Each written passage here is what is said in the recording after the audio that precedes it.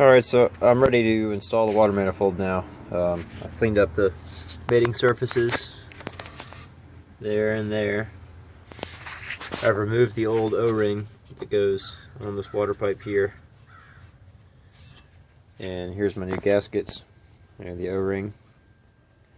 I'll probably grease this up with a little bit of maybe petroleum jelly and maybe put a little bit inside the orifice where it inserts, just so it'll slide together.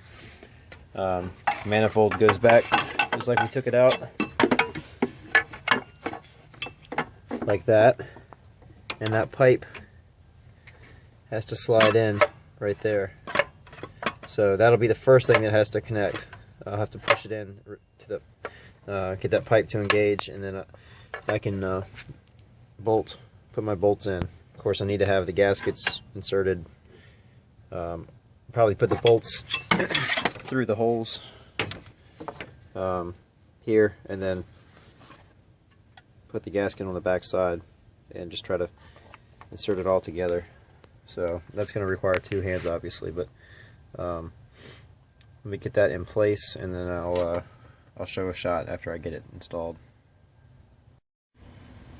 Okay, I've got the water manifold bolted back in place. Like I said, I put the bolts through and put the gaskets on the back side of the bolts and just kind of tilted the whole thing into place, and got this water pipe back here to seat into the back side of the manifold right there. Like I said, I greased up the O-ring with some petroleum jelly. It just pushed the whole thing on. Once that was engaged, I ran all the bolts in. I tightened them down to 18 foot-pounds. I couldn't find a torque setting anywhere, so I'm hoping that's correct. And then just make sure you don't forget to put this retainer bolt back in. This bracket comes off the water pipe that goes in the back side. That just keeps it locked in so it doesn't pull out. The next thing I need to do is reattach this hose, coolant hose that I disconnected earlier and replaced. It attaches right here. Then I'll put a hose clamp on that, and once I get that reconnected, it's just about time to put the intake back in. I've just got a little bit more cleaning to do up here, get all these gasket surfaces nice and clean, and then I should be able to put the lower manifold back in. So let me connect this coolant line and see if I can't get the manifold ready to go in. Alright, you can see I've got the coolant line reconnected here to the back side of the water manifold. One step I forgot to mention was to reinstall the idler pulley here. It just has a 14 millimeter nut that threads into a hole that's threaded here on the water manifold. It takes a, like I said, 14 millimeter socket. It just threads on. I just need to tighten that down a little bit. Then I'll be done with that. So I'm going to move along now. Hopefully I'll be putting the manifold back in shortly. Okay, I'm finally ready to put the intake manifold back in. You can see I've got the timing cover put back on. Got my new manifold gaskets put in place. And last thing I got to do is just pull these rags out of each port and just make sure that there's no debris down in there, because that's what caused this problem. So anyway, I'm going to pull the rags and see if I can get the manifold set in place. You can see I've got the fuel rail sort of just tied up out of the way temporarily. I'll have to undo that once I get the manifold in there. And I'll have to reconnect this bracket at the back. It's got a couple of, it's either 10 or 12 millimeter bolts that hold this fuel line bracket to the back side of the manifold. I'm not going to tighten those bolts down too tight because they were a pain to get out. But anyway, let me pull these rags, get the manifold set down, and then I'll show another look before I tighten everything down. Okay, real quick before I put this back in, I just wanted to point out that make sure you reconnect these vacuum lines back here before you get this thing set in place. It'll just be a lot easier on you. So there's one here that goes to the fuel pressure regulator, I believe, and then this one, it goes to this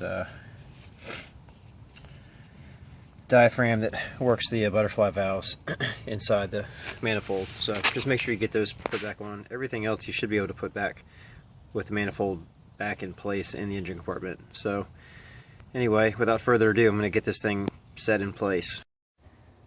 Alright, I've got the manifold back in place now. I've already got the bolts, you know, finger tight. Again, there's 4 long bolts, 1, 2, 3, and 4. And there's 4 nuts that go in the corners. Let's see. There's one right there. The other is down there in the center of the camera. I can't really get there. We go where my finger is. One up here, right there, and one right here. Again, my plan is to torque them down. Maybe I think the torque spec is 18 foot-pounds. I'm going to go through once and hit all of them down to 12. I'll probably work in a spiral pattern, and also hit the 4 bolts that hold the upper to the lower as I go.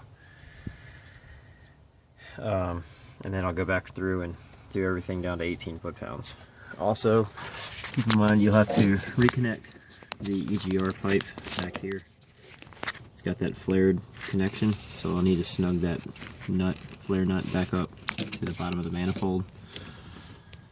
Then I can reset the fuel injectors, bolt everything down, and start hooking everything back up. So I'm on the home stretch now. So I'm going to torque this down and I'll move along to the next step. Alright, I've got the manifold all bolted down and torqued to 18 foot-pounds. Now I'm ready to reinstall the fuel rail. I just gave the fuel injectors, the O-rings, a light coat of oil. Just a little film on there to help them slide into place. I've got them all sitting in their ports. Now I just need to sort of push down on the fuel rail, force them into place, and then I'll install the 4 bolts that hold the fuel rail down. And I'll probably call it a night after that. Okay, I had a few minutes to work on the vehicle when I got home from work tonight, and I wanted to point out a step that I skipped yesterday. I had to backtrack a little bit, but I realized that I forgot to land these ground connections on the manifold bolts. So there's one here, comes off this wiring harness. There's another here, and a third one here. They actually, the manifold bolts bolt through these ground connections, so I ended up having to back these manifold bolts out, which is not ideal. So I just did them one at a time. I started with this one, backed it out, put the ground strap on, and then ran it back down to 18 foot-pounds, and then did this one and then this one. I didn't want to do them all 3 at the same time because that would relieve a lot of the compressive force of the bolts on the gasket, and I don't know, probably you might end up with some leakage issues. Hopefully I won't have that just because I did them one at a time. But anyway, if you do this, make sure that you don't forget to do that when you first bolt the manifold back on. So anyway, I wanted to point that out. I had time to connect a few of the connections tonight. These 2 here. I reinstalled the EGR valve. As you can see, there's 2 12mm bolts, one there, one back here. Of course, I put a new gasket in there, remade that connection, and that's about all I had time for tonight. It's getting dark on me, so really if I just get a couple more hours, I'll have everything put back together. At this point, it's basically just connections and hoses. So anyway, I'm almost at the end, so hopefully the next time I am able to work on this, I'll be finishing it up. Alright, so I just got home from work again. I'm going to spend as much time as I can on the vehicle tonight. My next step is going to be reinstall this bracket for the vacuum switching valve.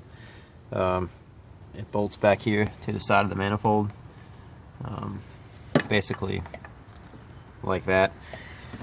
There's one bolt hole here, and the other one goes into this piece right here from the back side. These are those ones that gave me such a hard time on removal, because, well, for one, that one in the back is so close to the firewall, and also they're an Allen head bolt. And I went to my hardware store to try to find a hex head bolt of the same thread pattern, and they didn't have anything. I guess I could probably go online and special order it, but at this point I just want to get this thing back on the road. So I'm just going to reinstall these.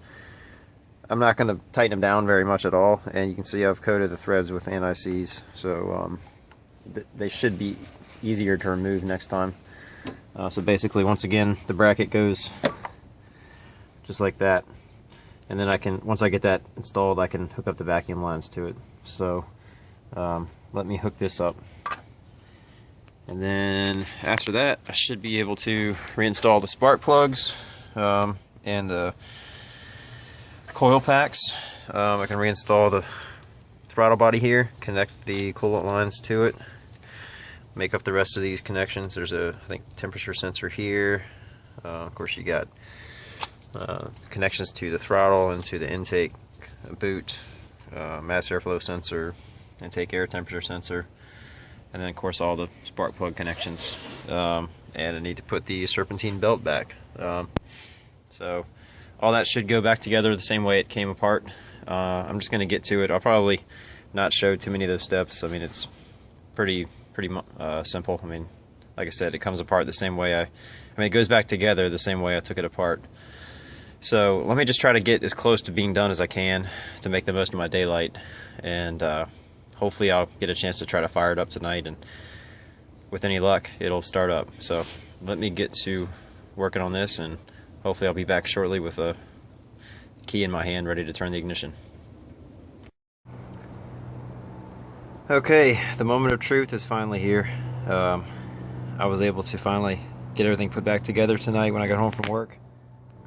Got all the spark plugs put in, made up all the connections, replaced or reinstalled all the hoses. I just filled up the radiator. I'm gonna leave the cap off. If the engine starts, I'm gonna let it idle for a while and top off the radiator as the level settles. Topped off the oil, hooked the battery back up.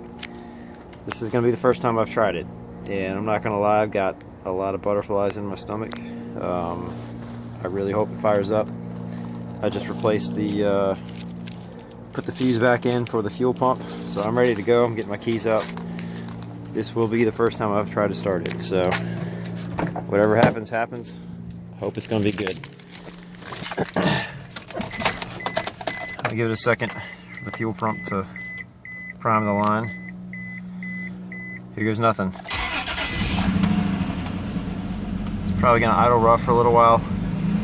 I'm guessing it's going to have some cleaner in there.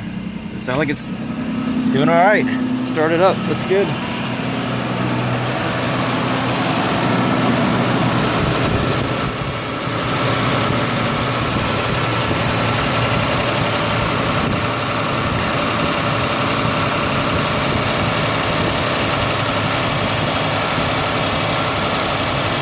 I guess it's going to need to burn off some of the junk and stuff that is probably still in when they're cleaning everything out. But it started. That's great. Sounds like it's running alright.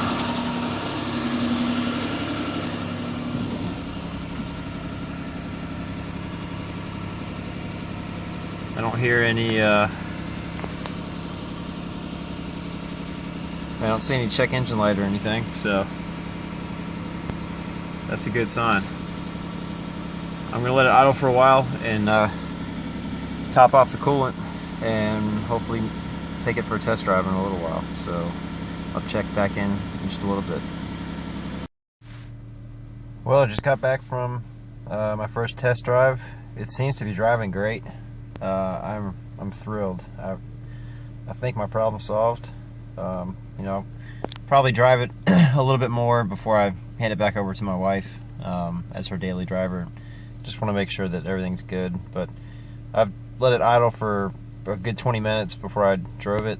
I just took it for a 10 or 15 minute test drive, and everything seems to be working fine. No check engine lights or anything. So fingers crossed, my problem's solved, and I'll be able to get many, many more miles out of this vehicle. As you can see, it's only got 114,000 miles. So anyway, I hope that this video might be helpful to anybody who's got a problem.